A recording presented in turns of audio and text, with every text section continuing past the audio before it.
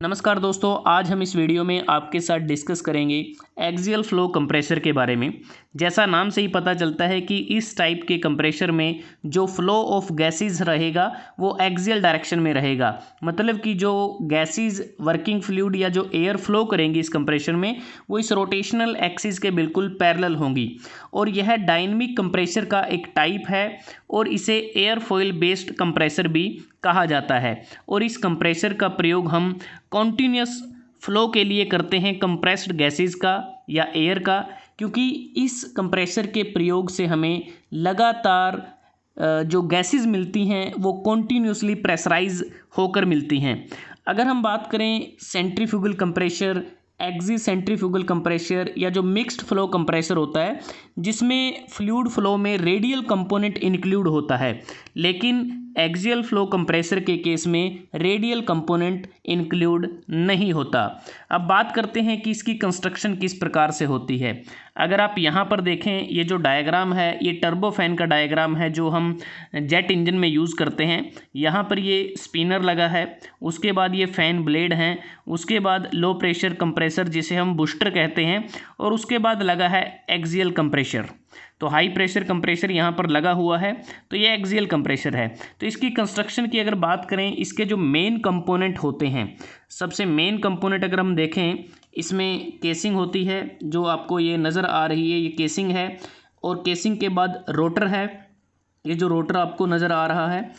Rotor के बाद stator लगा है। जो स्टेटर के जो ब्लेड होते हैं वो केसिंग के साथ एक हिसाब से वो अटैच होते हैं। तो इसमें अगर हम देखें, ये जो एक्सियल फ्लो कंप्रेसर होता है इसमें जो रोटर हम देखें, नंबर ऑफ़ रोटर आपको नज़र आ रहे हैं, जैसे 1 2 3 4 5 6। तो रोटर इसमें मल्टी स्टेज में लगे हुए हैं।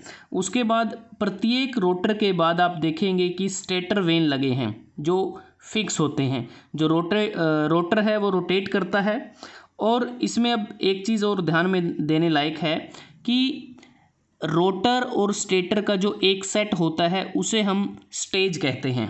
तो यहाँ पर एक स्टेज कंप्लीट हुई, फिर दूसरा रोटर और फिर स्टेटर, तो ये दूसरी स्टेज है। तो एक प्रकार से ये जो अरेंजमेंट आपको नज़र आई है ये multi stage axial flow compressor होता है। क्योंकि अगर हम देखें, जो नंबर ऑफ़ स्टेजेस हैं वो डिपेंड करती हैं कि प्रेशर रेशो की ज़रूरत कितनी है, उस पर निर्भर करता है। क्योंकि जो सिंगल स्टेज जो एक्सियल फ्लो कंप्रेसर होता है उसकी जो प्रेशर रेशो है वो 1.1:1 से 1.4:1 के बीच में वो वेरी करती है। अगर ये जो रेशो आपको सिंगल स्टेज की नज़र आ रही है, ये सेंट्रीफ्यूगल कंप्रेसर से जो हमें प्रेशर रेशो मिलती है उससे भी कम होती है। क्योंकि सेंट्रीफ्यूगल कंप्रेसर में जो प्रेशर रेशो होती है वो 4:1 से 5:1 के बीच में रहती है। इसलिए हम प्रेशर रेशो को इंक्रीज़ करने के लिए मल्टी स्टेज का इस्तेमाल करते हैं।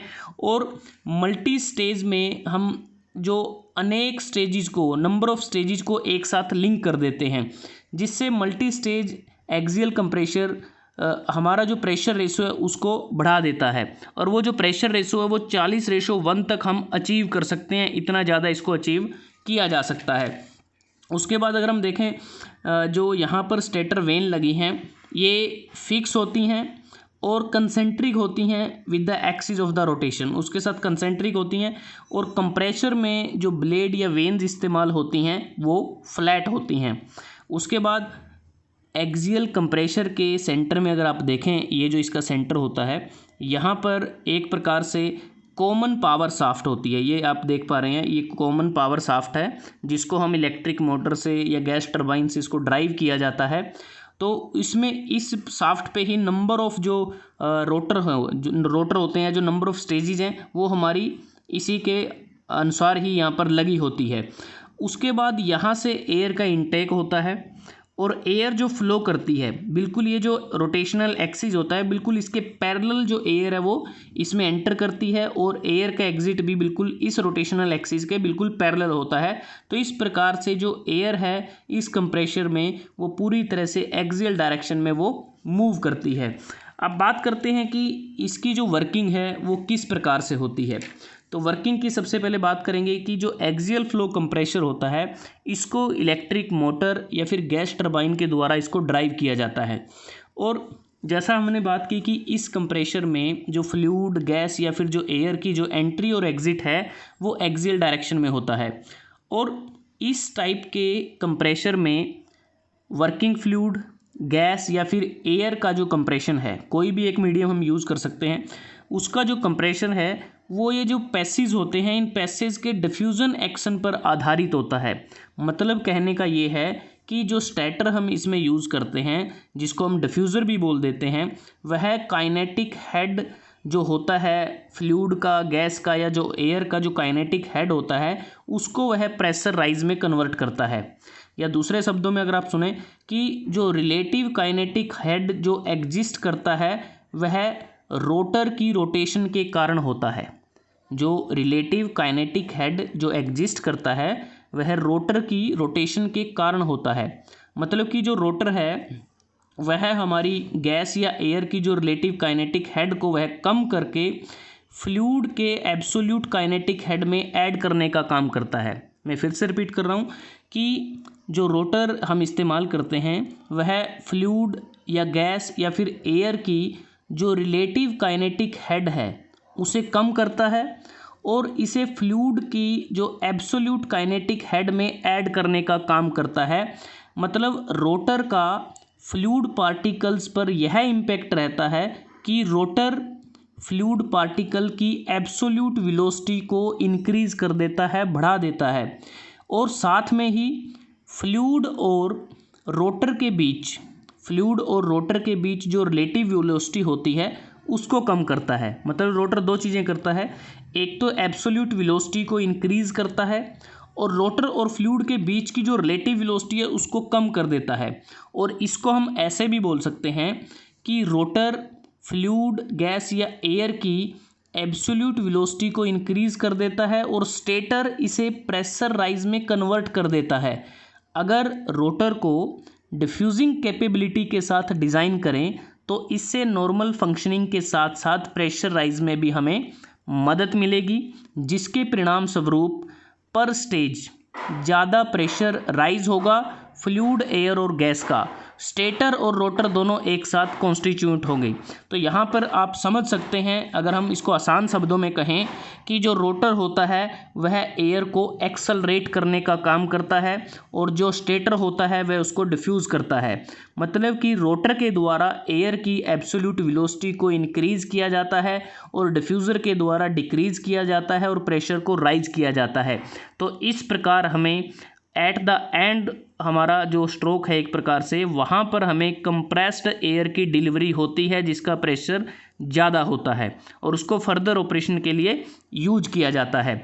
और जो टॉर्क इसमें हम अप्लाई करते हैं, क्योंकि जैसा बात करें कि जो रोटर के ब्लेड होते हैं इनके एक्शन के कारण ही फ्लूइड, एयर या गैस का जो एनर्जी लेवल है वो बढ़ जाता है, क्योंकि रोटरी ब्लेड फ्लूइड पर टॉर्क एक्सर्ट करते हैं और टॉर्क हम एक्सटर्नल सोर्स के द्वारा अप्लाई करते हैं। एक्सटर्नल सोर्स क्या हो सकता है? इलेक्ट्रिक मोटर हो सकती है, गैस टरबाइन हो सकती है। और जो स्टेटर यहाँ पर आप देख रहे हैं वाइट कलर का, स्टेटर एक प्रकार से स्टेशनरी ब्लेड होता है जो फ्लूइड या गैस या एयर को स्लो कर देता है प्रेशर को राइज करके, और फ्लूइड फ्लो के सर्कमफ्रेंशियल कंपोनेंट को प्रेशर में ये कन्वर्ट करता है। तो इस प्रकार से इसमें वर्किंग होती है। उसके बाद अगर हम बात करें एक्सियल फ्लो कंप्रेशर की एडवांटेज क्या हैं, डिसएडवांटेज क्या हैं, या फिर इसकी एप्लीकेशन क्या हैं। एडवांटेज की अगर बात करें तो इससे हमें हायर प्रेशर रेशो मिलती है। हायर प्रेशर रेशो जैसा बात की कि 40:1 हम इसमें अचीव कर सकते हैं। हायर एफिशिएंसी मिलती है। एरोडाइनमिक ड्रैग को ये कम कर देता है, क्योंकि जो एरोडाइनमिक जो ड्रैग को ये कम करता है वो बेसिकली स्मॉल फ्रंटल एरिया होने के कारण ही उसको कम करता है। और इसमें हमें लार्ज मास फ्लो रेट मिलता है। डिसएडवांटेज की बात करें तो इसका वेट ज़्यादा होता है।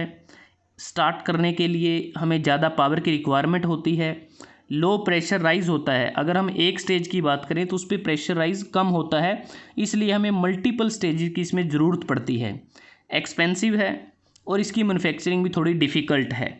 अगर एप्लीकेशन की बात करें, बहुत सारी एप्लीकेशन हैं। गैस टरबाइन में इसको यूज़ कर सकते हैं। एरोस्पेस जेट इंजन में इसका यूज किया जाता है, क्योंकि परफॉर्मेंस अच्छी देता है, रिलायबिलिटी इसकी अच्छी है, फ्लेक्सिबल ऑपरेशन हमें ये मिलते हैं, इसलिए इसको यूज किया जाता है। विंड टनल में इसका इस्तेमाल किया जाता है, एयर ब्लोअर में, ब्लास्ट फर्नेस में, तो पावर स्टेशन इत्यादि में इसका हम यूज कर सकते हैं। तो दोस्तों आज हमने इस वीडियो में आपके साथ डिस्कस किया एक्सियल फ्लो कंप्रेसर के बारे में, जो डायनेमिक कंप्रेसर का एक टाइप है। अगर आपको ये वीडियो अच्छा लगा आप इसको लाइक कर सकते हैं, शेयर कर सकते हैं अपने दोस्तों के साथ, स्टूडेंट्स के साथ, और चैनल को सब्सक्राइब करना ना भूलें। जल्दी हाजिर होते हैं एक नए वीडियो के साथ, तब तक के लिए धन्यवाद। आपका दिन शुभ रहे।